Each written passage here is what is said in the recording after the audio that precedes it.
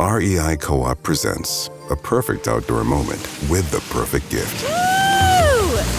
Picture this. You're ripping with your favorite person. Bluebird skies, blower powder, and frankly, you're skiing like legends. So sick. Another lap? Thanks to REI's curation, from lid to sticks, you nailed the gift. No way. How'd you know? Does it get more perfect than that? Give without guessing. Shop in store or visit rei.com. Love and communication are tricky enough, but add in ADHD, autism, and a whole mix of neurodivergent communication styles, and things can get interesting.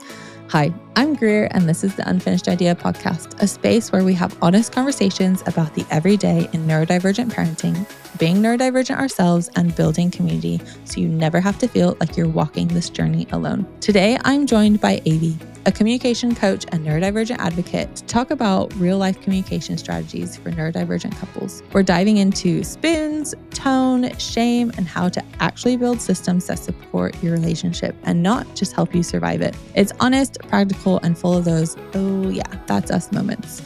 There are times where it feels a little bit like therapy, but the good kind. So grab your drink and let's dive into today's conversation.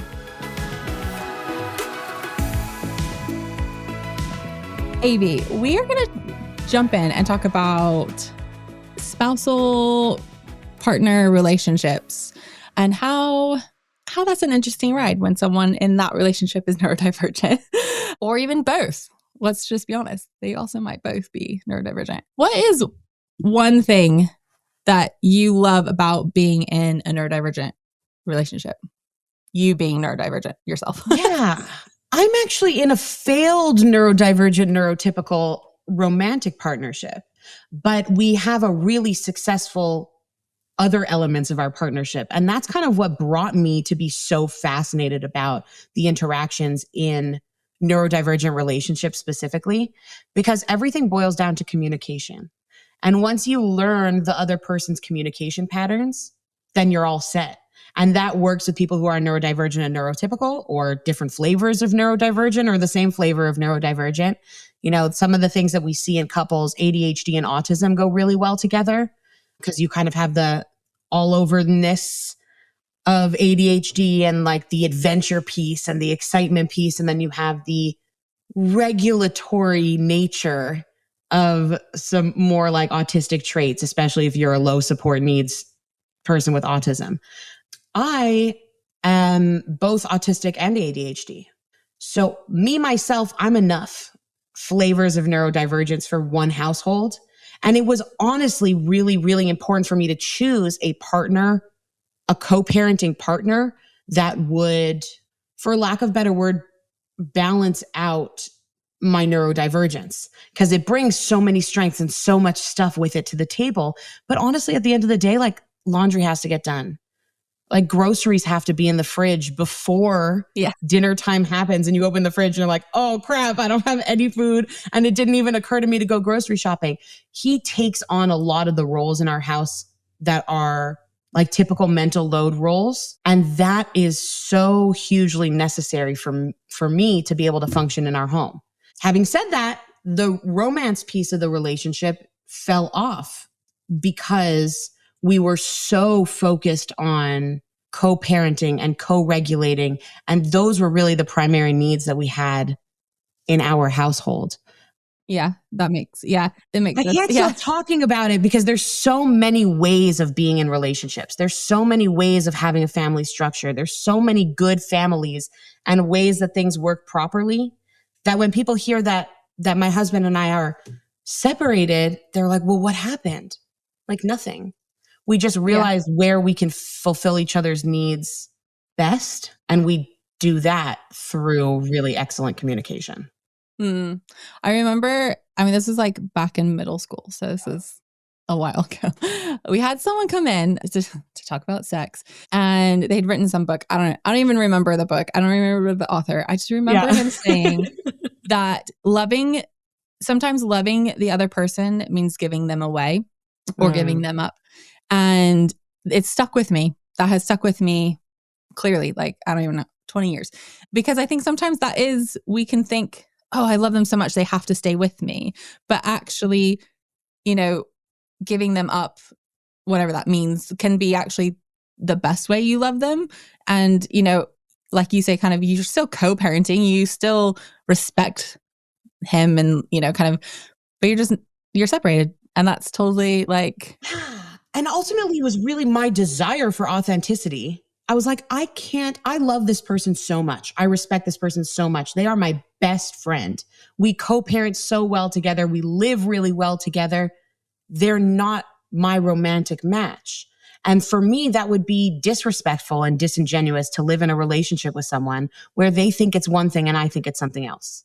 And that is also very uniquely neurodivergent, I think, that desire for and insistence upon true authenticity. Because like you said, if I love you, then I need to let you be your own person. And I can't keep you in some sort of role that's convenient for me because it serves my needs. Because then I just erased you and erased your needs as a person. Yeah. And that fits for any relationship as well, not just, you know, like husband and wife or partner relationship. It can be even, there's friends that I have said, you know what, like, I think to love you is to let you go and to let you go. And like you said, be who you are, like be who you created to be. And so that, you know, kind of, I don't know, in one sense, I find it as well, it releases the pressure of me of trying to get them to fit into this box. Like you know, you mentioned like that expectation that like, I have this expectation of them and they have a different expectation. So, you know, clearly communication all boils down to communication. 100%. Kind of saying like, oh, we're not in the same place. We're not doing this together.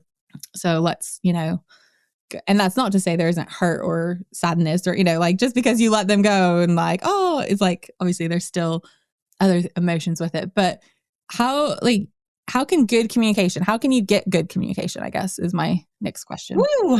Yeah. So to get good communication, you need to know what you're asking for.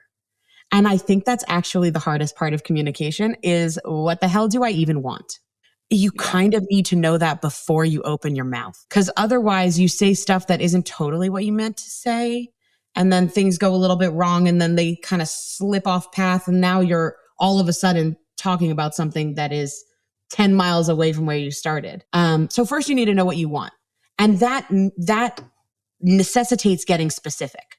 So an example that I love is like you're walking into the house, your hands are full of groceries and like there's a baby crying in your arms and like your purse is slipping off of your shoulder and like you're sweating and the trunk is open on the car and you walk in the house and you say, help me.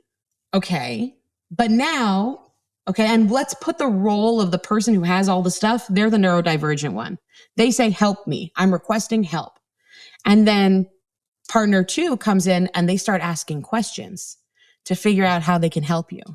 As a neurodivergent human, what is the last thing you need when you are already overwhelmed and too much stuff is going on? Don't ask me anything. I don't know.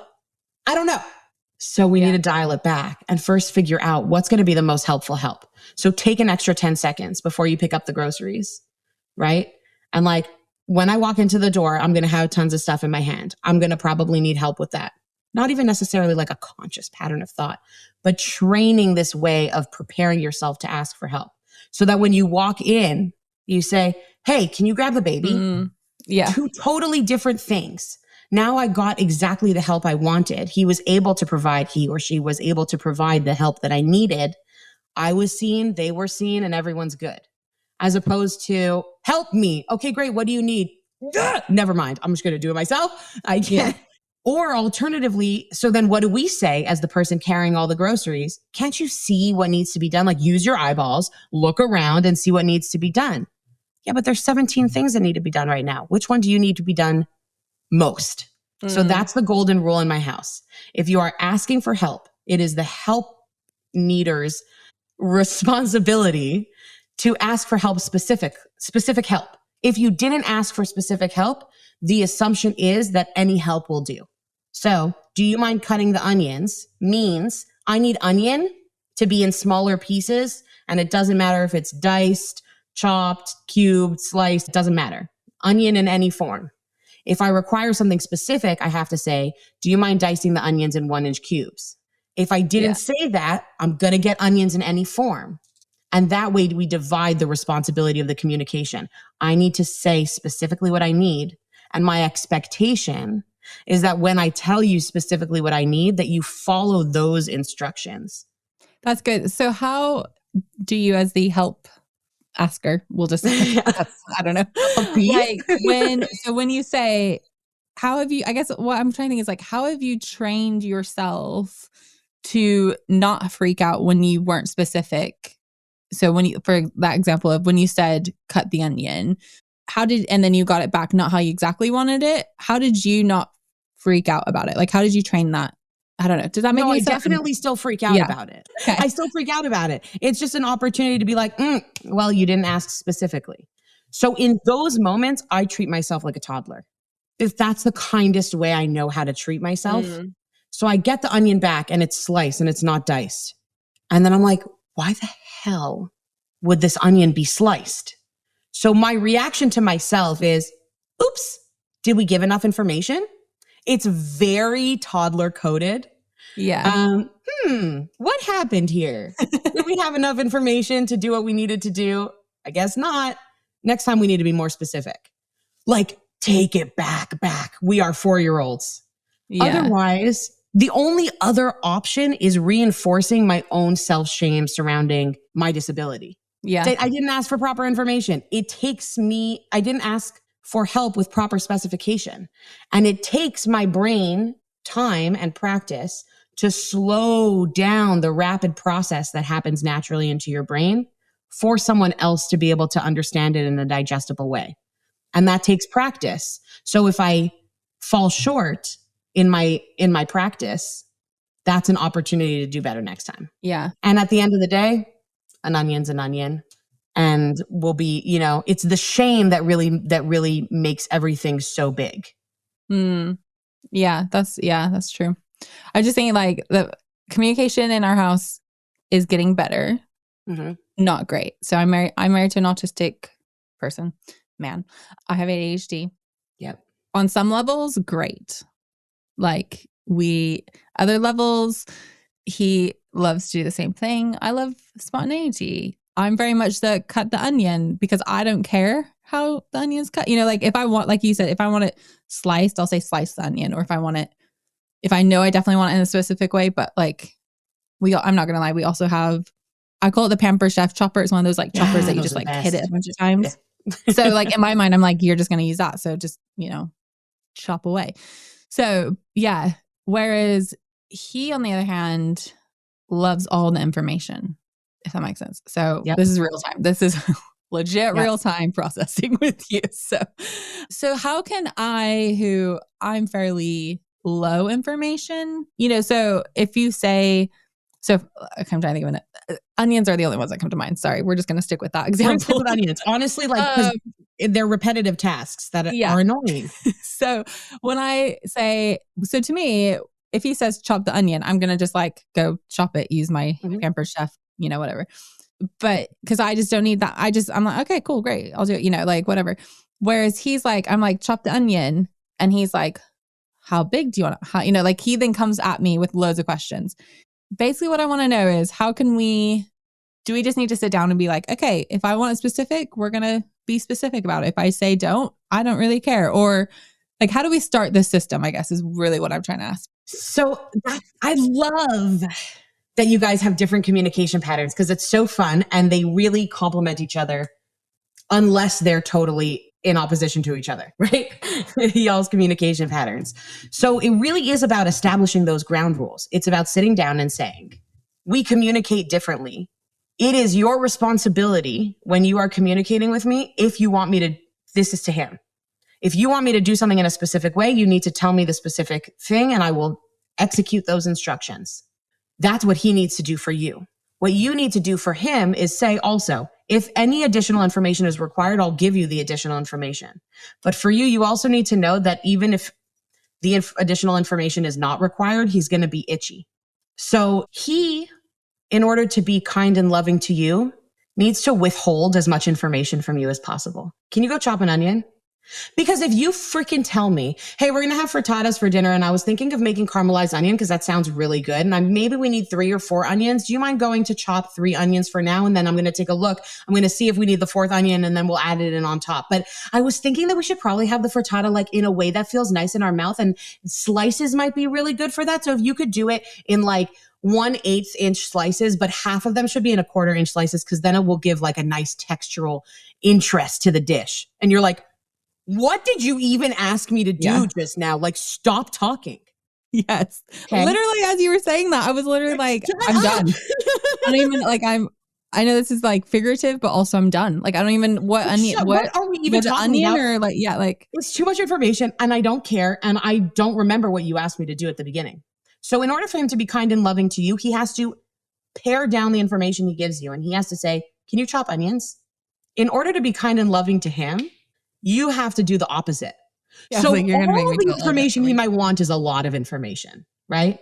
But yeah, hey, I'm putting dinner together right now and I need to have all the ingredients prepped. Do you mind chopping an onion at some point in the next 20 minutes? It doesn't matter what shape it's in. I gave you sufficient information to tell you why I need your help, in what parameter, and if there are any specific instructions. That's good. Yeah. Sorry, and then like the commitment is that y'all need to follow through on that way of communicating and to follow through on the follow through. So if you did your part and said time, place, parameters, and specific instructions, he's not really allowed to ask any follow-up questions. Like, unless it's really a burning one. That's true. Yeah. Oh gosh. Okay. Sorry. You're like blowing my mind. This may or may not have recently happened. Not with onions. I'll just clarify. Right. It was something else. Yeah. Yeah. I was like, no, it's always the laundry. The laundry. If I could just wear clothes once and never have to like I could just always buy clothes, I would, because I hate laundry. That's just, it's the one thing I just can't. It's always there. Anyways, total side note. Okay. So a way to make it simpler. Yeah. There are ways. There are. It's to the point where I'm actually looking at someone else coming and doing my laundry. Like, yeah, that's a great solution. That's the ideal solution. Like, it's to that point. But anyway, that's a total side note. That's a total rabbit hole. There's a lot of judgment there at yourself. Yeah. If you are able to outsource the laundry doing. Yeah. 100%. That's the best idea. Yeah. Yeah. Okay. You sold it. Okay. Great. Sold it. Done. So next week I'll just know. So thinking about, okay, we've sat down, we've had that conversation of like, this is how I want you to communicate. This is how I'll try and communicate. You know, obviously Grace will work on it. Let's commit to doing it. But let's say it's not happening. Like either side, both sides, one side, whatever, it's not happening. Is it just a case of re-sitting down and being like, hey, we committed to communicating like this and it's not, or is there other ways to like baby step it in? I don't know. I don't know if that makes sense. Yeah. So it's all about, because that conversation is a foundational conversation and it's going to fail many, many, many, many, many, many times over the course of your interactions with each other. Because every time you open your mouths, you're communicating. And our recency bias and our negativity bias will allow us to remember the most recent negative thing that happened. But you communicated successfully 99% of the time today. 1% of the time you communicated unsuccessfully. So just remembering, it's okay. You know, it's not like we're constantly at each other's throats. Like every sentence he says, I can't understand him. It's, you know, most things are fine. And usually communication blow-ups happen when the temperature is rising and when there's a lot of stuff happening anyways. For people with autistic characteristics, written instructions are going to help. How do we communicate? Step 1, step 2, step 3, and have it printed and pasted all over the damn house. Wherever you guys normally talk, how do I communicate? I need time, place, whatever. And the rules are going to be different for the two of you based on your needs to communication for each other. And it's going to come with challenge. And it causes you to not change your style of communication, but funnel your preferred communication into a way that's easier for another person to understand, which by definition requires effort. It requires spoons. You need to have the spoons to do it. And if you don't have the spoons to do it, your communication is going to come out messed up. Yeah. Which I feel like that's when blow-ups or miscommunication happens anyways, is when 100%. You don't have spoons. Like when you're just like, I'm done. And this the straw that broke the camel's back, that kind of thing. Anyways. Okay. I don't want to stop this conversation, but we have to take a quick break. Sorry. Because if we don't take a quick break, it will just get, I don't want to, but we're going to. So we're going to take a quick break and we're going to come straight back and continue this conversation. This episode is brought to you by Netflix. This Monday night, witness the end of an era. John Cena takes center stage for his final appearance ever on Monday Night Raw. One last match, one unforgettable farewell. Come celebrate the legacy of a true WWE legend. Monday Night Raw, November 17th at 8 p.m. Eastern Time, 5 p.m. Pacific Time, only on Netflix. Be there for the moment everyone will be talking about. Running a business comes with a lot of what-ifs, but luckily there's a simple answer to them. Shopify. It's the commerce platform behind millions of businesses, including Thrive Cosmetics and Momofuku, and it'll help you with everything you need. From website design and marketing to boosting sales and expanding operations, Shopify can get the job done and make your dream a reality. Turn those what-ifs into...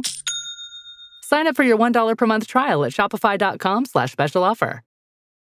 Okay, we're back. We are talking about spoons. We're talking about relationships and communication. And oh my goodness, my mind is being blown. So let's jump right back in because this is great. Okay, so we're thinking about how it's often when the miscommunication happens or the blow-ups or the friction is when we're like low spoon, low energy, that kind of thing, which I think happens in any relationship, not just neurodivergent. Every relationship.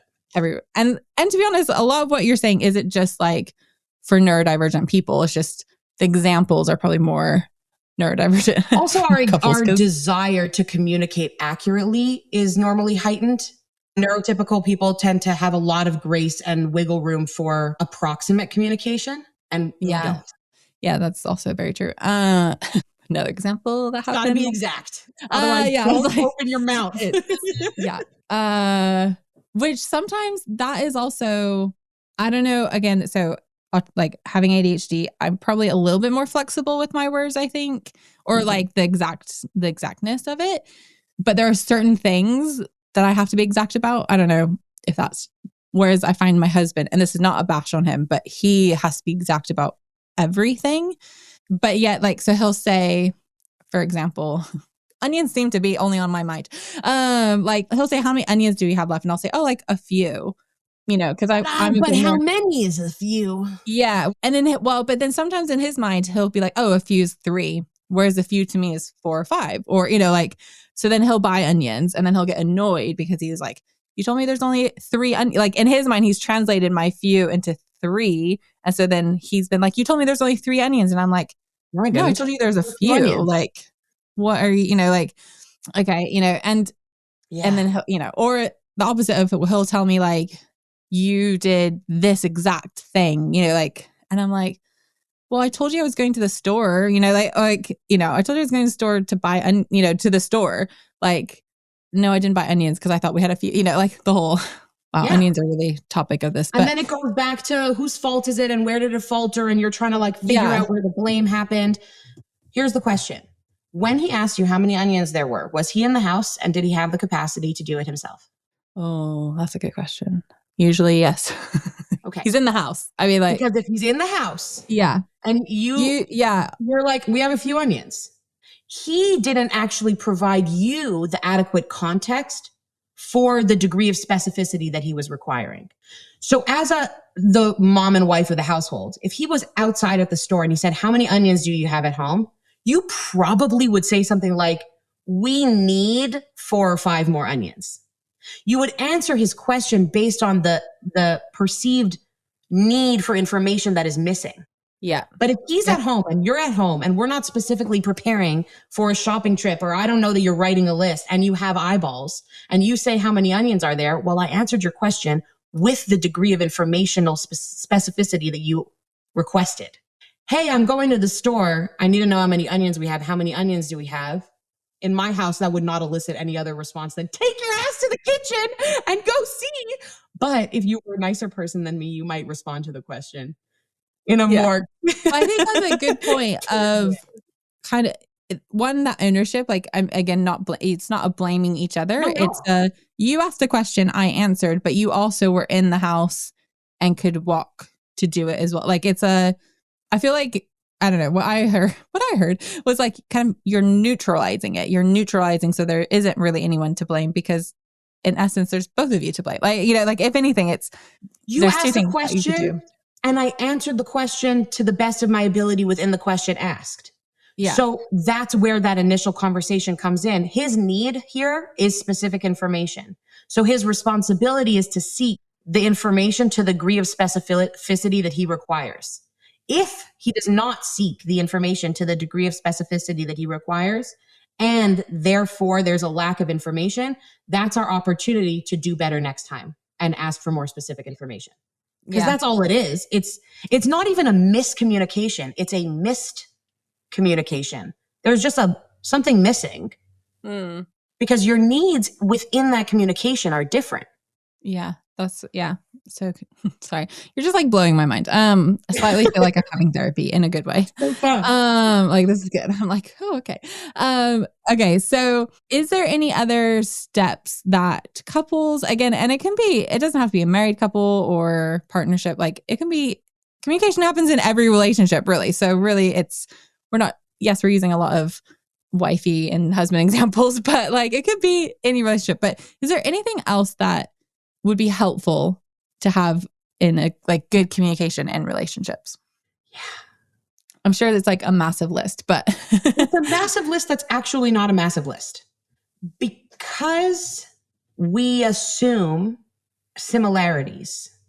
I'm going to assume that your needs are similar to my needs unless I have conflicting or additional information with which to amend my opinion. I'm going to assume that's why people help us in the way they want to be helped. That's why people like offer the types of support that they do or talk in the way that they do. That's how I want you to talk to me. That's how I'm talking to you. Yeah. When we're in relationships and the assumption is that we want to adapt ourselves for the other person's needs, you really actually need to seek out that information, especially if you are a neurotypical person with neurodivergent friends. Assume that they don't communicate the same way that you do and add in a layer of curiosity. And I'm specifically talking to neurotypical people right now because of what we spoke about spoons requiring so much reverse it, communication requiring so many spoons, because I'm not only trying to figure out and synthesize the information that's in my brain where there's a lot of stuff. So I have to pick out the relevant thought. I have to put it into words that the other humans understand. I have to say it in a way that's going to be palatable to them. Maybe I have to change my facial structure or the tone of my voice in order to do that and make myself understood properly. So there's a lot of masking elements that go into communication. All of that is exhausting. And if you are a neurotypical person, you do not have those additional challenging elements of communication. So I would urge you to put effort into figuring out where you're neurodivergent for how they're communicating. So when they're confused about something, they're not stupid. They're confused, right? Like I was doing homework with my daughter the other day and they asked a question that was like, how did the athlete show that he was persistent or something like that? Okay. To her very logical brain, the question was asking how. She was like, I don't know how. I don't have enough information to answer how. What she did have enough information for and what they were actually asking was, what is the evidence in the text that shows examples of perseverance or whatever it was? Yeah. Once I framed it, I was like, this is what they're trying to ask you. She was like, oh, cool. Answered the question. She's not dumb. Just because there's an agreed upon colloquialism that we say how when we don't literally mean what is the mechanism, that's a default of language, actually. So carve out additional space and grace to say, I see you're a bit confused. Which part is confusing? Yeah, that's a great way of like asking what part confuses you instead of just saying what confuses you or why are you confused? Because again, why are you confused? I don't have the required information to answer the literal question, why are you confused? Well, I'm confused because there was a language pattern adopted that didn't really align with that's the answer to that question. That's not what you're asking. Yeah. You're asking me, which part of the sentence triggered the confusion. Yeah. It's good. And it's, I don't know, that's such a great way. I'm just thinking of like all the people I like talk to and coach and like think through like, that's such a great way of being a little bit more specific, being able to break it down and really just being able to let them work through it, not in a bad way, but then they have words to know and then you can redirect. You can. Exactly. Yeah. And then all of this is really predicated on the assumption that you love each other. Like you love your friend, you have respect or, positive, compassionate feelings towards the person that you're interacting with. So that when you say something like, which part was confusing, it doesn't come out as, which part was confusing, dummy? Because it comes out like that a lot. And that's not what we're talking about. We're talking about really leaving open space for curiosity. And as a reminder, specifically to our neurotypical listeners, if you are talking to somebody who has a flavor of neurodivergence and they sound to you like confrontational, or try really, really hard to just listen to their words being as much as humanly possible. Because like being married to someone that has taken me years. And again, like spoons, like if I am low energy or don't have spoons or I just have had enough, I'm not able to separate the tone and the words sometimes. And so then we can have discussions about that, or however you want to say it. But yeah, I would say, like when I realized he had autism, well, when we both did, it wasn't just and like we started to really use that language, it was a lot easier for me to separate it out and to realize that what he's saying, one, he doesn't realize how he's saying it. Like he's just making a comment, but it's coming out like he hates me. Like, so it's like, I've been able to do that a lot more. And like you said, it's because I love him that I want that. Like, does that make sense? I can. It's an assumption of good intentions. And then you layer in compassion, because I could want to punch you in the freaking face. But as soon as I understand the why behind what you're doing, I can tap into compassion and lower my murderous rage. It's a great way. Yeah. Also, I'm like, if something comes out really weird, just one more thing. If something comes out super weird, it's harder to hear the tone coming out of your mouth than out of someone else's mouth. So if he comes home, right, he walks in, he's like, what's for dinner? What I would say, that would normally be my kid who walks in. What's for dinner? And I would say to her, hello, my love. Did you mean what's for dinner? Or did you mean what's for dinner? And then she can tell me what she meant, because maybe her tone to mouth processor is just gone. She can hear it when it comes out of my mouth. Because if I said to her, what's for dinner? She'd be like, whoa, which is the same reaction I have to her. So let me reflect your tone to you, and then you can tell me your intention. Because again, I'm missing information here based on an assumption that I made because your tone's out of whack. But your tone might be out of whack because you ran out of spoons 10 minutes ago. Yeah. That's so helpful. Because I do that a little bit with our son, he's autistic ADHD, but not in a bad way. Like, this will sound so mean, like not in a mean way, but like, that's a great way to do even with my husband or an adult or, whoever, because like you said, that, 99% of the time he doesn't know that that's how he sounds. And he also, when I say, oh, you're being really aggressive, he doesn't actually know what that doesn't know what that he means. knows what that means, but he doesn't know what that sounds like. So it's a great way to parrot it back. Like, so he can hear that, like he can see. And that's so, oh man. Okay. I feel like we could be talking for like way longer. We really could.